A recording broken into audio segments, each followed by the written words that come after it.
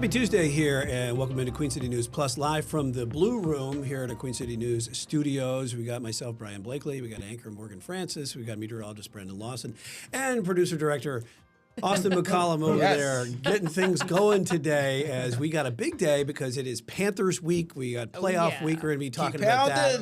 Going to have Christian Audicerk, our producer of all of our Carolina Sports Lives. He's going to be coming in talking a little bit about that in just a little bit. And also Brandon's going to have the weather report on that. But first, Morgan, obviously a lot of stories to get to today. And one of those is that NASCAR, first ever commissioner Steve Phelps is stepping down after some controversial comments and texts were leaked during that trial that happened last month. Yeah, so just as a reminder, he made some inflammatory remarks about Hall of Fame team owner Richard Childress, calling him a stupid redneck who needs to be taken out back and flogged. Obviously, that did not go over well. All of this came out in the federal antitrust trial involving 2311 Racing and Front Row Motorsports. NASCAR had to have known that these text messages were going to come out in this trial, but this is, kind of the result of the public seeing some of this stuff and the power of sponsors. The founder of Bass Pro Shops, after these text messages were made public, he's a longtime friend of Childress, and he questioned how the commissioner could speak that way about a NASCAR legend. Yeah, it certainly let out a lot of dirty laundry here from NASCAR in that trial, and a lot of folks around here, we were surprised that it did even go to trial in this far, but in that discovery and also the leaking of of those remarks in court, that's what prompted the settlement. Right. For the most part, it was the next day. The next day is when the settlement came out between NASCAR and Front Row Motorsports in 2311. During the Phelps later said in court that he regretted these comments, but too little, too late. Right. I mean, as you said, he apologized, right? But what's interesting is he was only the first ever commissioner, as you mentioned, for a year. He wasn't there for very long. He had 20 years with NASCAR. Yeah, France family owned NASCAR for forever. And then the commissioner and helped set up all these charter systems, and that's what caused a lot of angst. Modernize the schedule. scheduling. He had a huge impact on the sport. It expanded NASCAR's international reach, secured some long-term media deals. So he said that he's going to see what else is outside of the sport in terms of work, but it doesn't sound like NASCAR is looking to immediately replace him, that they're just kind of going to absorb it for now. Yeah, and I think that's part of also a little bit of NASCAR, what they're going to have to do as far as going forward into the new year, a little bit of this image rehab of what happened because of the trial, and also some tweaking of what they're going to be doing as far as working with the charter systems, as we've seen what some of that settlement is going to be happening. Other big story today that we want to go to Washington, and that is Morgan, we got Trump and House Republicans. They got together today to talk to the GOP members about the election agenda coming into the midterms. The GOP lawmakers were hosting this day-long policy forum at the Kennedy Center. A lot of Trump loyalists were there, so he was speaking soon to be the GOP. Trump Kennedy Center. Yeah, well, yes, I think that's still being likely to be challenged in court, but he's really trying to rally his party right now because in the House, they have a slim majority heading into the midterm, so they don't have hardly any wiggle room at all. 3 seats that are dwindling. We'll talk about that in just a little bit. Yeah, but he's trying to set the agenda for what that he can talk about, and obviously the Republicans, they have issues with the economy. Healthcare has been one of the biggest issues. Jobs, we've got unemployment that have taken up. But one good thing right now, as for Trump and the Republicans, it's one to talk about it. A lot of people do. It's kind of a barometer. Gas prices are way down right now, the lowest level in 5 years. And also with Venezuela, a lot of people are talking about that. New poll numbers show for Trump just in the last day that were taken after Venezuela, that Trump's numbers as far as his approval rating are starting to tick up after being at historically low numbers. It's interesting the timing of all this, right? Because this is also the 5-year anniversary of January 6th. He touched upon that briefly in his speech, which was, a very Trump speech, right? He touched upon a lot of points and at times some people would say rambled, but he defended his actions that day, claimed that, it was never reported that he's urged his supporters to walk peacefully and patriotically, so he touched upon that. Democrats have obviously ripped Donald Trump from the fallout of all of that. And so did Jack Smith from the special counsel, whose testimony was released right around Christmas time. So, but getting ahead of it, and Trump trying to set the stage for the midterm elections coming up. Because as you were talking about, leading into our next story, is a lot of issues that the margins are slim, and they just got a little slimmer today. Yeah, unfortunately, GOP House Republican Doug LaMalfa died. He's a California rice farmer. Trump never had to call him asking for him to vote for anything. I mean, he was always a 100%, always voting alongside Trump. So he was a very reliable vote, but he unfortunately passed away at the age of 65. He had some sort of a medical emergency Monday night, went into surgery, and just never recovered from it. Yeah, it really sad to see something like this happens just after the holidays. He sat on the House Agricultural, Natural Resources, Transportation, and Infrastructure Committees. North Carolina Congressman Richard Hudson, the chairman of the National Republican Congressional Committee, had some comments and some nice words to say about Doug LaMalfa. He said he was a, quote, principled conservative and tireless advocate for the people of Northern California. And he was never afraid to fight for rural communities, farmers, and working families. And Doug brought grit, authenticity, and conviction to everything he did in public service. And he had planned to run for re-election despite his district being dramatically redrawn out of his favor. So he was facing kind of an uphill battle in California, as I believe is a first district in California. So he did face an uphill battle. Chico area, yeah. Yeah. Also want to touch upon this, though. So loss of life is horrible, but taking a look at where Republicans stand with this, they have now lost, him, as well as Georgia Republican Marjorie Taylor Greene. So that narrows the party's control. Because she's not going to run again, yeah. Yes, to 218 seats to Democrats, 213. So down to 216 now, but then there's another issue, too. Well, and not to mention, Indiana U.S. Representative Jim Baer just got into a car crash. He's okay. His wife was injured as well. They're both expected to be okay, but he's 80 years old. So just in terms of politics, the Republicans are facing, quite a contest coming up. Yeah, and notoriously, midterm elections for second-term presidents are always rough, and it's one of the things that, they're trying to get ahead of it today as far as it's going to be a battle, and we're going to see a battle in not only across the nation, but here in North Carolina and South Carolina even. I want to go out to Texas because opening statements today started for the former Uvalde school officer who did not run into Robb Elementary School in Uvalde, Texas. If everyone remembers, 19 students and 2 teachers shot dead by an 18-year-old. The school police officer stood by during the deadly shooting, made no attempts to stop the gunman, even when a teacher pointed out the direction that he was in. Adrian Gonzalez, he was the one who was on trial. He and a former Uvalde Schools police chief, Pete Arredondo, are the only 2 officers to face criminal charges over the response to this shooting. Yeah, it's really sad to see, but it is something that justice is trying to be served here in some ways for the families of Uvalde and Texas, where they've suffered so much, and here's a lot of open wounds that are coming back up. But the police, it's putting them on trial again today about their mistakes that were made during this mass shooting that happened.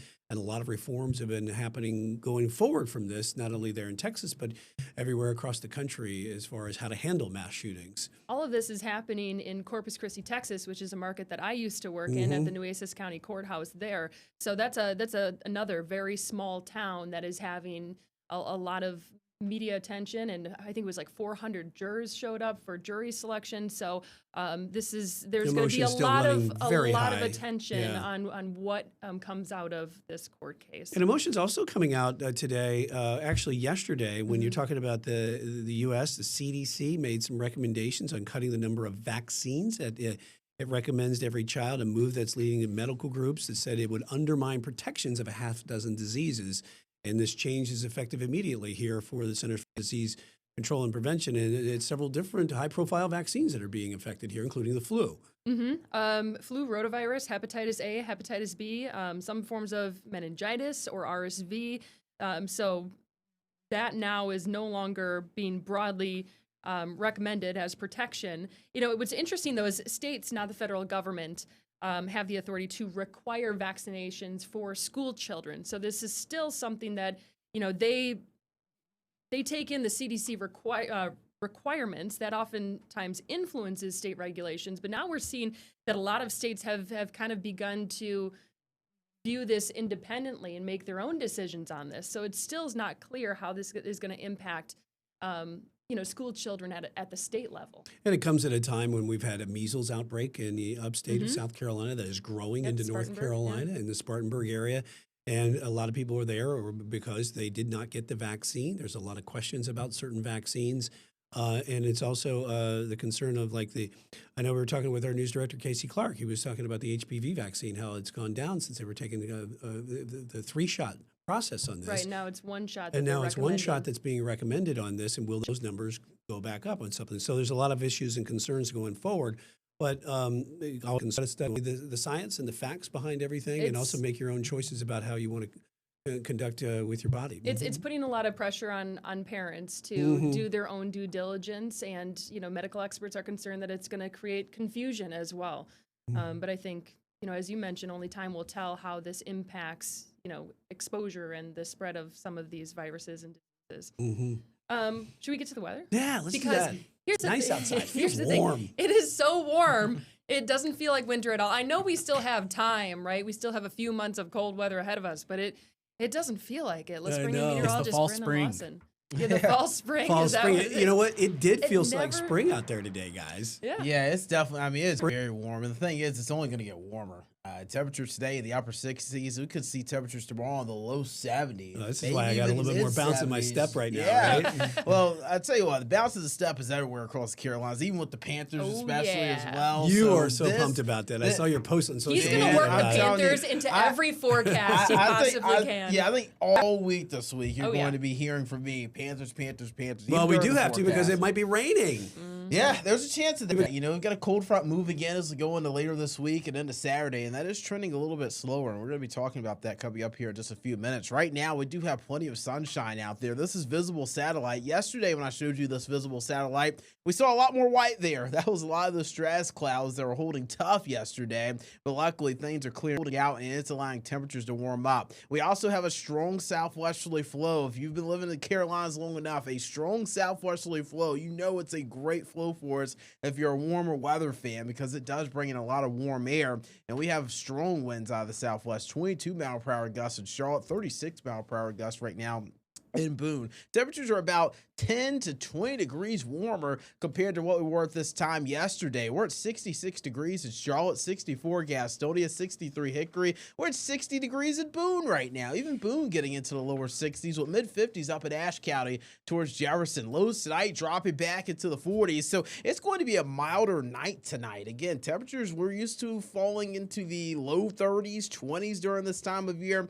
We're talking about temperatures near 50 degrees. By the time you wake up. Now, the reason for this big warm up as well, we're kind of in what we call the warm sector right now. So we have a warm front to our north, cold front to our west. And when you're in between those two systems, you get that warm sector and you get temperatures really spiking. Now, there is a cold front to our west. This isn't the one that's going to be pushing through for Saturday, though. This front's going to actually try and slide through tomorrow. It'll be a dry frontal passage, not bringing rain. But notice back to the west. You see up towards the Northwest Pacific, got that little boundary moving in there.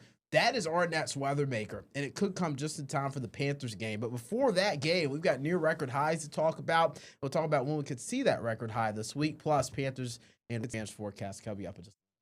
Oh, yeah. All right. I broke your tease there. I let the cat out of the bag and possible rain and stuff. Hey, you haven't broken it all yet, though. I've got some timing coming up. That means you just have to come back after this commercial break, right? Yeah, we're also going to be talking a little bit more about the Panthers coming up here with our EP of CSL, Christian Auto Circuit, is going to be talking about a lot more about Panthers made some moves today, and we'll talk a little bit about them getting ready for the big playoff game on Saturday. You're watching Queen City News Plus.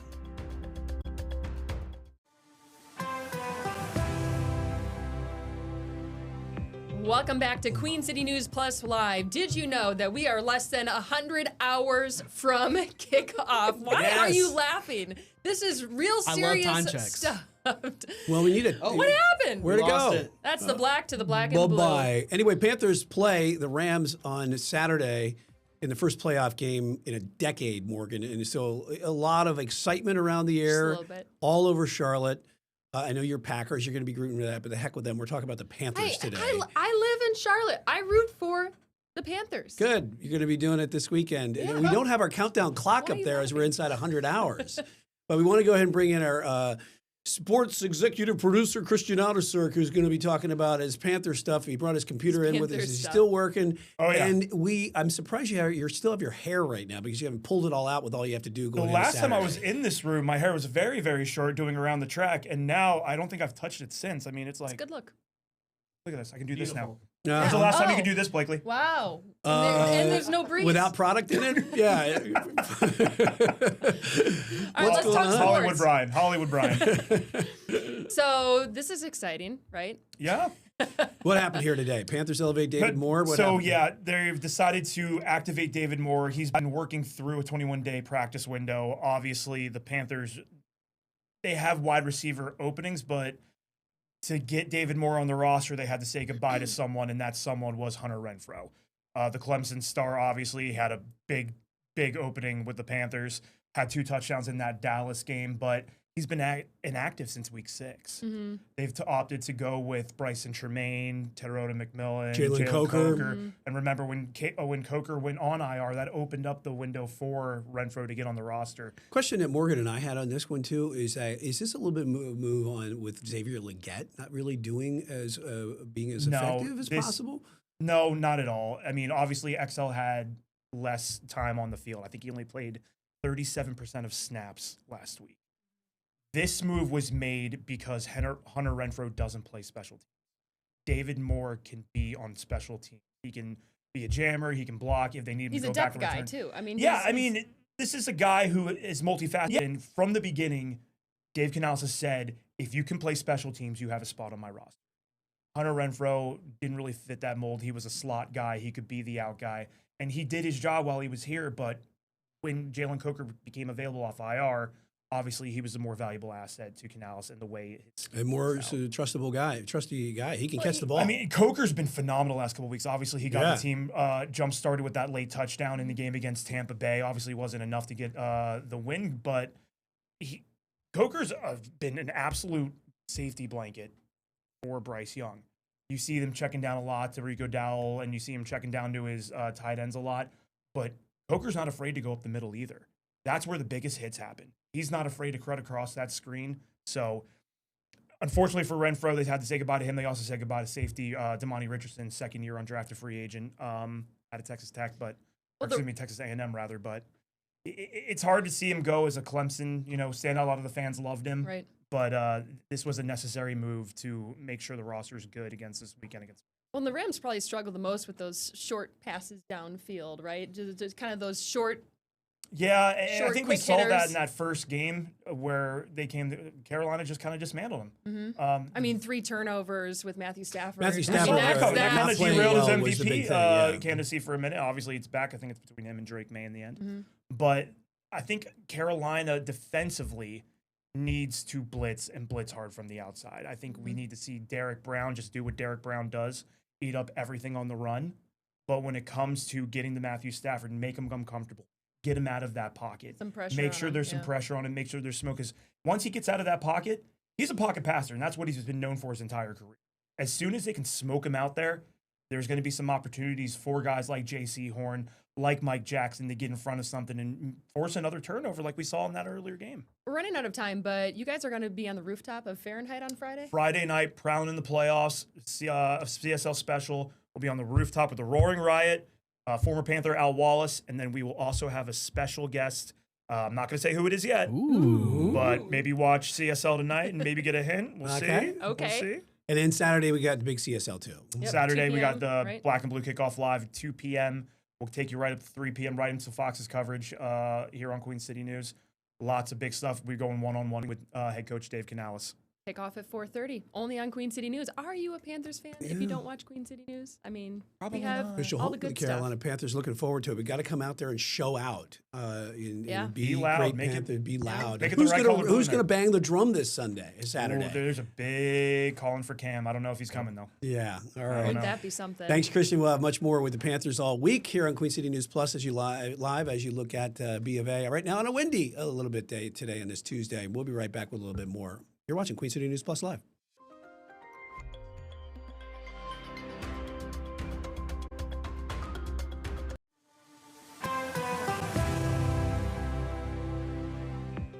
Welcome back to Queen City News Plus Live. It is Tuesday, January 6th, a beautiful day in the Queen City, but you can see by the camera a little bit of shakiness going on. Let's talk about the weather, bringing in meteorologist Brandon Lawson. Brandon, is that the camera or is it actually a little windy out there? It is pretty breezy, strong southwesterly flow today, and the big reason that is actually allowing for a lot of the warm-up today. Again, those warmer conditions, temperatures in the 60s and 70s as we go through the mid and late portions of this week, going to be due to not only a strong And what about the southerly rain flow. on Saturday? Yeah, for the Panthers that game. is another thing too. We are tracking the Panthers in Rams forecast, and the trends are changing with this forecast, and they're changing at a pretty rapid rate here. So yesterday it looked like the cold front was going to be moving in early in the day on Saturday. Now today it looks like the front's going to move in later. So I made this graphic here to kind of help us understand what's happening here. So what's the trend? The cold front is trending later. What does that mean? That means the rain's going to also be moving in to the area later. Now, I do think it's going to be a windy game regardless of when the rain moves in or not, just due to the cold front. And my right now game forecast is that we'll see 60s down to the 50s. Showers are possible late in the game itself. I'm thinking fourth quarter or even after the game, and then we'll have those windy conditions. Now, this forecast is subject to change. It could change quickly over the next couple of days. We could have the rain moving in afterwards. Huh? Disclaimer. Man, I'm telling you, it could change. You know, it changed rapidly on us yesterday. We thought the front was going to come in a little bit earlier in the day, Yeah, Brian. it did change. Yeah, you're right. Now models have been trending towards a later arrival. And what's happening is I'll show you kind of what this looks like. We've got a high pressure system to the east, and that's kind of bogging things down to the west. So it's kind of like a yellow stoplight right now for the cold front. It's slowing down as it's approaching that area of high pressure as it moves off to the east. Hey, look at all this moisture. I mean, the Western Carolinas on Saturday probably going to be getting the rain during the overnight hours Friday into early Saturday. And here comes the front slowly moving in. And man, I'm telling you, front now bringing it right around game time. So this is something we'll have to monitor, not only because we don't want rain for the game, but a later front arrival will lead to warmer air. And that could lead to maybe some stronger storms, too, for Saturday afternoon. So this is going to be a forecast you want to keep at the Queen City News for Bring sure. your rain gear to the game. Yes, poncho, wherever you might be, whether it's the game, the tailgate, out and about at the local restaurants, wherever you might be hopping around, you want to make sure you have the rain Lids gear for handy. your cocktails. Nothing spoils a good cocktail like it's water in it. And I don't care if I get dumped on after that game if we win. Yeah, right? If we win, I'll be doing the rain dance. You know, we've got a front today to our west. It's not going to provide really any rain, but Morgan was just saying the camera's a little shaky. 24-mile-per-hour gusts in Charlotte right now. Strong winds out of the southwest. We are seeing more sunshine today, and that is allowing temperatures to be more so in the mid-60s. We even have 60 in Boone. That is very warm for them around this time of year. High temperatures over the next 7 days. Look at the 60s and 70s over the next several days. 73 on Friday, which would be a record high if we get there at 71. So obviously we're getting some adjustments in the forecast here. So we could break that record on Friday. But overall, we are looking at a pretty warm trend here for the rest of this week. That cold front crosses on Saturday. Then we get cooler for Sunday, Monday, guys. So regardless of what happens Saturday, if a win is the outcome, I don't care what weather comes through as long as everybody stays safe. Yeah, I hope everyone shows up and is really loud. Oh, you ain't gotta worry regardless of about the that. weather. That's a must for sure. Thanks, Brandon. We got a story we want to get to real quick here that we've brought to you before about remember that bear that was inside, sleeping in a basement in California, in Altadena outside of Los Angeles? Well, there's a lot of issues with what happened with that bear. The wildlife people there trapped the wrong bear, Smaller one. a smaller one, and now they won't go back and try to get the bigger one that's still sitting in this guy's house. The guy said, I can hear the plastic being shredded underneath, and one of the cameras picked it up, just bulldozing through it. It's a mess under there. It's destroying this guy's home, and they said that he can't, bait the bear out, so he can't do anything. He's hibernating, sleeping, and he's rustling around, right? So the homeowner's like, I'm going to have to sue you guys over this because I've got a situation here that you're not resolving. Right. It is a dangerous situation in some course, but hey, the poor bear has found a nice warm home to stay there. And so it's interesting that we'll see how his lawsuit plays out and what wildlife is I going don't know. to do. It's tough to get a squatter out of there for sure. Thanks so much for watching Queen City News Plus Live on this Tuesday. We'll see you next time.